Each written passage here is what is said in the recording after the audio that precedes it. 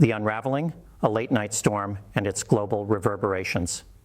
The quiet hours past midnight, when the world slows its conscious pulse, have often borne witness to the most volatile moments in recent American political history. But the events of a single seething evening have fused strands of scandal, celebrity, and raw political power into a crisis with profound and unpredictable consequences. This was not merely another frantic post on a social media platform.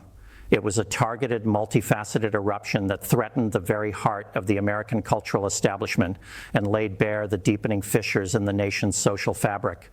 The digital outburst ricocheted from political operatives to Hollywood boardrooms, triggering alarm at the highest levels of law, entertainment, and international diplomacy. At the core of this midnight maelstrom lies the long-shadowed nexus of wealth, influence, and alleged criminality embodied by the late financier Jeffrey Epstein. The recent court-mandated public disclosure of a trove of documents related to Epstein's activities has acted not as a closure, but as a catalyst.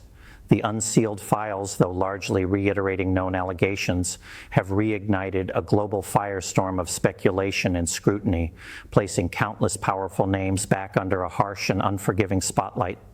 In this supercharged atmosphere, where every statement is dissected for culpability or deflection, a single spark was all that was needed to threaten a wider conflagration, merging legal reckoning with political vengeance. To understand the potency of this moment, one must revisit the enduring and toxic legacy of the Epstein case. For years, the saga has functioned as a dark fairy tale for the modern age, a story of a wealthy man with impeccable connections who allegedly operated a vast network for the sexual exploitation of minors. His 2019 death in a Manhattan jail cell, officially ruled a suicide, transformed him from a potential defendant into a spectral presence, forever silencing him while amplifying endless conspiracy theories. The unresolved questions surrounding his extensive web of associates, which included princes, politicians, and prominent academics, have consistently undermined public trust in institutions seen as protecting the elite. The latest document dump, stemming from a settled civil suit, did not contain earth-shattering new allegations against major political figures, according to initial legal analyses. However, the mechanical, clinical listing of names, some as accused, others as witnesses, many as mere entries in Epstein's infamous Black Book or flight logs, proved incendiary. In the court of public opinion, the distinction between association and culpability has grown dangerously thin. The unsealing process, championed by media organizations, was intended to provide transparency, but it has also unleashed a torrent of unverified claims and politically motivated inference across partisan media ecosystems. It is against this grim backdrop that the former president's relationship with Epstein has been relentlessly examined. Photographic evidence and prior statements confirm they moved in similar social circles in Palm Beach and New York during the late 1990s and early 2000s, an era both men inhabited as flamboyant fixtures of tabloid culture. Trump, unlike some others, publicly distanced himself from Epstein in the mid-2000s after a falling out, a fact he and his aides have repeatedly emphasized. Nevertheless, their documented past association ensures that any resurgence of the Epstein narrative inevitably draws his name, however tangentially, back into the periphery of the discussion, a connection he has long sought to minimize and dismiss. The political timing of this resurgence could scarcely be more delicate. The former president is simultaneously navigating the landscape of a contentious presidential campaign and fighting an unprecedented array of legal battles across 4 separate jurisdictions.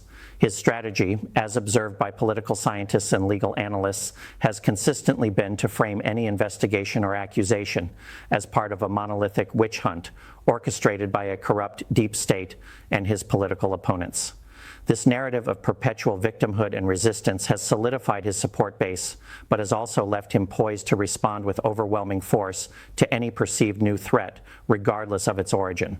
Thus, when the documents were unsealed, the reaction from his campaign was initially one of pointed deflection, seeking to redirect focus towards other prominent names listed within the files, particularly those with Democratic affiliations.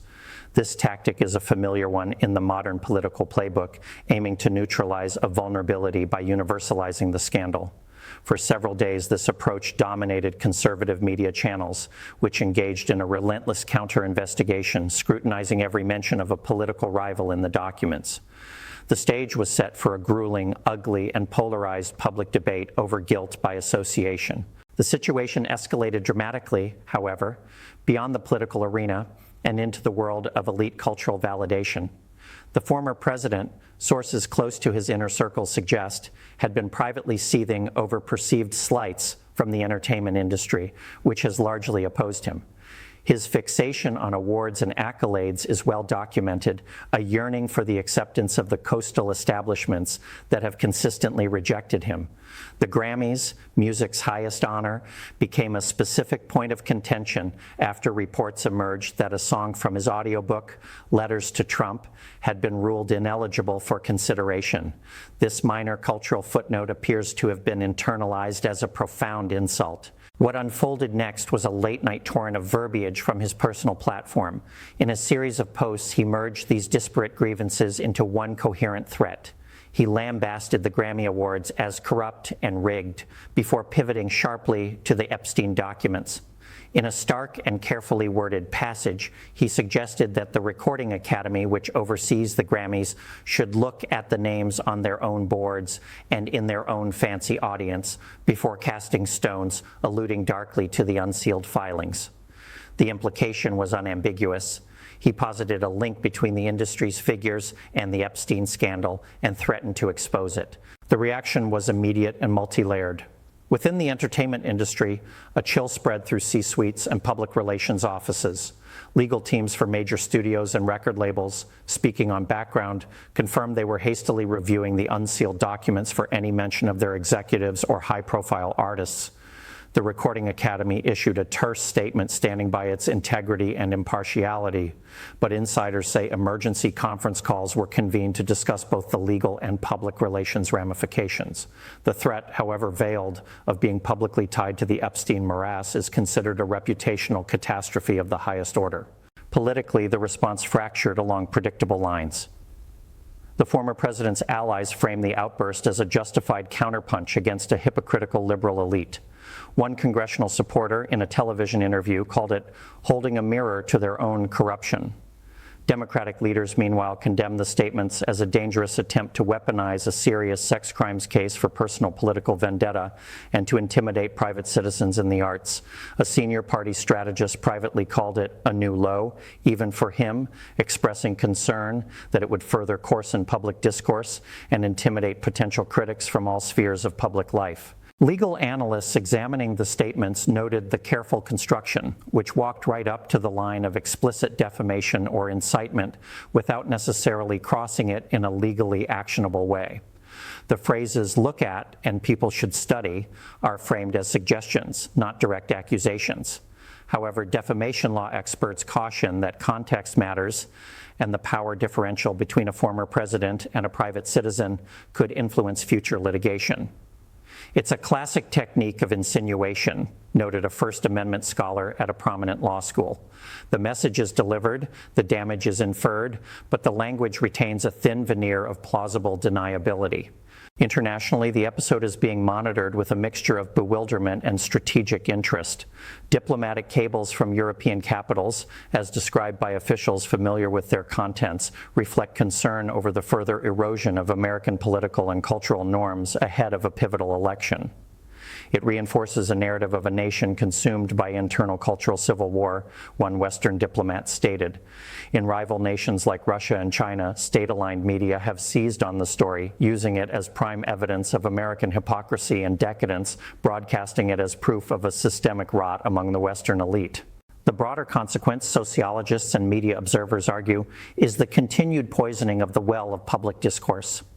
By injecting the gravity of a sex trafficking case into a dispute over awards eligibility, a deeply serious subject is potentially trivialized and instrumentalized. Conversely, the legitimate cultural criticism of powerful institutions becomes vulnerable to being drowned out by retaliatory scandal-mongering. This fusion creates a toxic environment where every critique can be met with a nuclear option, chilling meaningful conversation. The space for nuance, already diminished, evaporates completely under such tactics. Financial markets, initially jittery over any potential instability, showed limited direct reaction, but analysts note a longer-term risk. The entertainment and media sectors are significant components of the U.S. economy. A protracted campaign of intimidation or targeted revelation against their leadership could introduce unpredictability, affecting stock valuations and corporate decision-making. More fundamentally, the spectacle undermines the perceived stability and rule of law that underpins investor confidence in the American project. Capital abhors chaos, a veteran Wall Street analyst remarked, and this is political chaos being deliberately manufactured and aimed at a specific industry. Historians draw parallels to previous eras where demagogues targeted cultural institutions, from book burnings to blacklists. While the mechanisms are modern, the impulse to threaten and censor artistic and cultural bodies for political noncompliance is an old one. A professor of political history at Oxford noted that such actions are rarely about the awards themselves, but about demonstrating power and enforcing loyalty. It sends a message far beyond the concert hall, the professor said. It signals to every sector of society, fall in line, or the full force of my platform will be turned against you, and no aspect of your life is off limits. The immediate future hinges on several unstable variables. First, the legal trajectory of the various cases against the former president will continue to shape his posture. Increased pressure may trigger further, more severe outbursts. Second, the media's ongoing investigation into the Epstein documents could yield new information, applying pressure on various fronts. Third, the response from within the entertainment industry will be critical.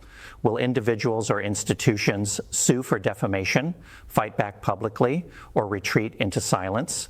The choice between resistance and acquiescence will define the next phase of this conflict. Security assessments have also been elevated. Threats against the Grammy Awards ceremony and its organizers have spiked, according to law enforcement sources briefed on the matter. The Los Angeles Police Department and private security firms are reportedly revising their plans for the next event, preparing for both cyber and physical threats. The atmosphere has shifted from one of glamorous celebration to one of potential target hardening, a stark illustration of how political rhetoric can directly alter the security calculus for civilian events. This operational shift represents a tangible, costly consequence of the verbal hostilities launched from afar. The potential for legislative fallout also exists, though it is mired in partisan division. Some Democratic lawmakers are exploring avenues to strengthen protections against what they term stochastic terrorism and the weaponization of unverified claims by powerful figures. Such proposals face steep constitutional hurdles and immediate Republican opposition, framing them as attacks on free speech. However, the debate itself reflects a growing anxiety about the new tools of political coercion. The very discussion of new laws indicates how existing legal and social frameworks are perceived as inadequate to address this modern form of conflict. Globally, the fallout serves as a cautionary tale and a potential playbook. Allies observe with unease, while autocratic regimes study the effectiveness of such tactics. The model of using a sprawling scandal to taint entire sectors of civil society, of merging political and personal vendettas, and of leveraging a dedicated media ecosystem to amplify threats is exportable. Observers in countries with fragile democracies worry that their own political actors may adopt similar strategies, using local scandals to intimidate press and cultural figures. The American example, once a beacon for liberal democratic norms, now provides a template for its erosion. Looking toward the election, strategists on both sides are recalculating. For the former president's team, the incident tested a tactic of aggressive offense against non-political institutions. The energized response from his base likely confirms the strategic value of such an approach in his calculus. For the opposition, it presents a dilemma: how to condemn the action without elevating it, and how to defend cultural institutions without appearing to defend an out-of-touch elite. The incident has further blurred the lines between political campaigning and cultural warfare, ensuring the presidential race will be fought across an ever-widening array of battlefields. The profoundest impact, however, may be on the American psyche itself. Each cycle of accusation, threat, and counter-accusation deepens the national mood of cynicism and exhaustion. Trust in all institutions, media, courts, entertainment, and government continues to decline when they are portrayed as universally corrupt or engaged in clandestine war. Citizens are left in a state of perpetual agitation, unsure where truth lies, and vulnerable to the loudest, most aggressive voice. This environment is fertile ground for conspiracy theories and authoritarian solutions, a reality that concerns scholars of democracy more than any single electoral outcome. In the end, the Midnight Meltdown is not an isolated tantrum, but a symptom of a deeper systemic illness. It represents the logical endpoint of a politics built on personal grievance, the erosion of shared facts, and the weaponization of every aspect of public life. The fusion of the Epstein horrors with Grammy threats is a discordant, jarring juxtaposition that only makes sense within this fractured reality. As the nation moves forward, it carries the burden of this new normal, where the darkest scandals can be summoned not for justice, but for score setting, and where the cultural spaces that once offered escape are now squarely on the battlefield. The reverberations of that late-night storm will linger long after the final vote is counted, a lasting testament to a polity struggling to hold itself together.